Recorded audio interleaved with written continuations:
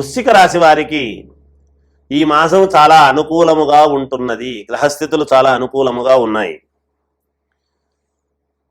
ఉద్యోగస్తులపై అధికారుల యొక్క అండదండలు ఉంటున్నాయి. వీరికి చేపట్టినటువంటి పనులు సమయానికి అనుకూలముగా సత్ఫలితాలు అనేటువంటిది, మీరు ఏది చేసినా సత్ఫలితాలు పొందుతారు. నూతన ఆలోచనలు కార్యరూపము దాల్చటం అనేటువంటిది జరుగుతుంది ఈ మాసములో. కుటుంబ వ్యవహారాలలో ఒక ప్రణాళికతో ముందుకు వెళ్ళటం అనేటువంటిది జరుగుతుంది. పెట్టుబడులు అనేటువంటివి మీకు అందుతాయి. విందు వినోద కార్యక్రమాలలో కాస్త ధన వ్యయం అనేటువంటిది జరగవచ్చును. ఆరోగ్యపరంగా ఉత్సాహంగా సంతోషముగా ఉంటారుగాక. ఆదాయము చాలా బాగుండబోతుంది అన్ని రంగాల వాళ్లకు కూడా. ఏ రంగములో ఉండేటువంటి వాళ్ళకైనా ఈ వృశ్చిక రాశి వారికి ఆదాయం అనేటువంటిది చాలా అంటే చాలా అనుకూలవంతముగా ఉంటుంది. స్త్రీ సంబంధిత వలన, స్త్రీ వలన కొంచెం ఆదాయం అనేటువంటిది మీకు కలిగి తీరుతుంది. నూతన వస్త్ర ప్రాప్తి, నూతన వస్త్రాలు కొనుక్కోవడము, అలాగే వాహన యోగం ఉన్నది. కొత్త వాహనమా, అది సెకండ్ హ్యాండ్ కొంటారా అనేటువంటిది కాదు ఇక్కడ. ఇంతకు వాహన యోగం అనేటువంటిది ఉన్నది. ఫైనాన్స్ వ్యాపారం చేసుకునేటువంటి వాళ్లకు చాలా అంటే చాలా అనుకూలముగా ఉన్నది. మామూలుగా ఫైనాన్స్ ఎవరికైనా డబ్బులు ఇచ్చి వడ్డీలకు తిప్పుకుంటుంటారు కదా, వీళ్లకు చాలా అనుకూలవంతముగా ఉన్నది. ఏది ఏమైనా వృశ్చిక రాశి వాళ్లకు ఈ మాసం చాలా అనుకూలముగా ఉన్నదని తెలియజేస్తూ జయోస్తు. అన్ని రాశుల వాళ్లకు కూడా ఈ మాసము ఇంకా మెరుగైనటువంటి ఫలితాలు ఉంటాయి కదా. మనకు కావాల్సినటువంటి కోరికలు అనేక రకాలుగా ఉంటాయి. అనేక రంగాల వాళ్లకు అనేక రకాలుగా ఉంటాయి. అయితే మీ వ్యక్తిగతమైనటువంటి జాతకాలు మొదట చూసుకోవటం అనేది చాలా అవసరము. అయినా అన్ని రాసుల వాళ్ళు కూడా మరి అనుకున్నటువంటి ఫలితాలు మేలు జరగాలి, అన్నీ కూడా మాకు అనుకూలవంతముగా ఉండాలి అని ఆలోచన చేసేటువంటి వాళ్ళు మీ ఇంటి దేవుడు అని ఉంటారు. మొదట ఎవరు అంటే ముందు కులదైవం చాలా అవసరం. కులదైవాన్ని పూజించుకోవాల్సినటువంటి అవసరము ఎంతైనా ఉంటుంది. అయితే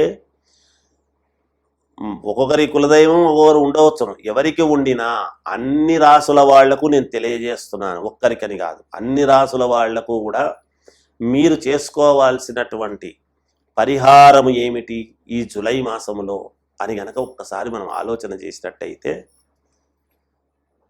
మీ ఇంటి దేవుడికి ఏ రోజో ఒక రోజు ఉంటుంది. అంటే శివుడికి అయితే సోమవారం, వెంకటేశ్వర స్వామికి అయితే శనివారము, ఇలా అమ్మవారికి అయితే శుక్రవారము మంగళవారము, ఆంజనేయ స్వామికి మంగళవారము అని శనివారం అని కూడా చేస్తారు. అలా మీకు మీ ఇంటి దేవుణ్ణి బట్టి ఏ వారం అయితే ఆ వారము శ్రద్ధగా మీరు చేయాల్సింది ఏమిటి అంటే, ఆ వారము ఆ రోజు ఉదయాన్నే తలస్నానము చేసి, అంటే మొదట్లోనే ఈ మాసము మొదట్లోనే చేస్తే మాసం అంతా కూడా మంచి ఫలితాలు రావటానికి అనుకూలం. అలా ఒక 3 సార్లు చేయవచ్చును, 5 సార్లు చేయవచ్చును. ఈ పరిహారము మీ సౌకర్యాన్ని బట్టి కనీసం అంటే 3 సార్లు చెయ్యండి. మీ ఇంటి దేవుడు ఏ దేవుడైతే ఆ రోజు ఉదయాన్నే తలస్నానం చేసి 3 గుప్పిళ్ళు బియ్యం ఒక పేపర్ కానీ లేదా ఒక కవర్లో కానీ ఇలా 3 పిరికెళ్ళు బియ్యం, అంటే మనస్సు ముఖ్యం. ఎవ్వరికైనా దృఢ సంకల్పం అనేటువంటిది చాలా అవసరం. ఇది గుర్తుపెట్టుకోవాలి మనం. అలా 3 పిరికెళ్ళు బియ్యం అనేటువంటిది వేసి, అలా 3 పిరికెళ్లలోనూ ఒక కాయిన్, 3 కాయిన్స్ అందులో వేసి, ఇవి తీసుకువెళ్ళి అక్కడ దేవాలయములో ఉండేటువంటి అర్చకుడు, అంటే మీ దేవుడు ఎవరైతే ఉంటారో ఆ దేవుడికి ఒక ఆలయం ఉంటుంది కదా. అమ్మవారికి అయితే అమ్మవారి ఆలయం, శివుడైతే శివాలయం, విష్ణువు అయితే విష్ణు ఆలయం, ఆంజనేయ స్వామి అయితే ఆంజనేయ స్వామి ఆలయం, ఇలా ఆలయం ఉంటుంది. ఏ ఆలయము లేని దేవతలు కొన్ని ఉంటాయి ఏవో, అవి చాలా దూరము, మా ఇంటి దేవుడు, మేము ఎలా వెళ్ళాలి అనేటువంటి భావన కూడా మీకు కలగవచ్చునేమో. అలా కలిగినప్పుడు శివాలయానికి వెళ్ళి ఈశ్వరుడి దేవాలయంలో ఉండేటువంటి వాళ్లకు ఇస్తే చాలు. ఎందుకంటే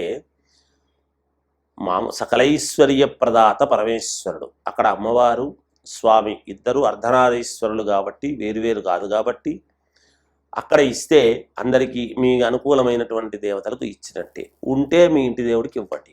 అలా 3 పిరికెళ్లలో 3 కాయిన్స్ వేసిన తర్వాత ఇవి తీసుకువెళ్ళి అక్కడ అర్చకుడికి, అంటే 3 పిరికెళ్ళే ఇవ్వాల్సినటువంటి ఇదేమి లేదు. ఒక అరకిలో ఇవ్వచ్చు, కిలో కూడా ఇవ్వచ్చు. కానీ ఈ 3 పిరికెళ్ళు అయితే ముందు తీయాలి.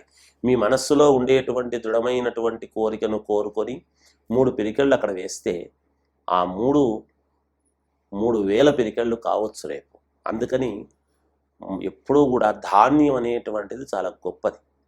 అలా బియ్యాన్ని మనం తినగలిగినటువంటి బియ్యం అండి, ఏదో నూకలు బాగులేనివి ఇవ్వకండి. ఎప్పుడు కూడా ఒకరికి పెట్టేటప్పుడు చాలా మంచిది ఇవ్వాలి. అలా 3 పిరికెళ్ళు ఒక దాంట్లో వేసుకొని 3 కాయిన్స్ వేసి మీకు తోచిన దక్షిణ పైన వేరేగా తీసుకువెళ్ళి పూర్ణ ఫలం ఒక టెంకాయ కూడా ఇవ్వాలి దానం. ఈ టెంకాయి, ఈ 3 పిరికెళ్ళ బియ్యము మీరు ఈదలుచుకుంటే వేరుగా ఇంకొక అరకిలోనో కిలోనో ఒక బస్తా కూడా ఇవ్వవచ్చును. ఇమ్మని నేను చెప్పలేదు, కానీ మీ శక్తి అనుసారం చేయండి. ఇది చేయండి చాలు. ఇలా చేసుకున్నారు అంటే ఖచ్చితముగా మీకు ఈ మాసం మొదట్లో చేశారు అంటే, మొదటి వారం కనుక చేసుకున్నారు అంటే ఆ మాసం అంతా కూడా మీకు అనుకూలమైనటువంటి ఫలితాలు రాబోతాయి.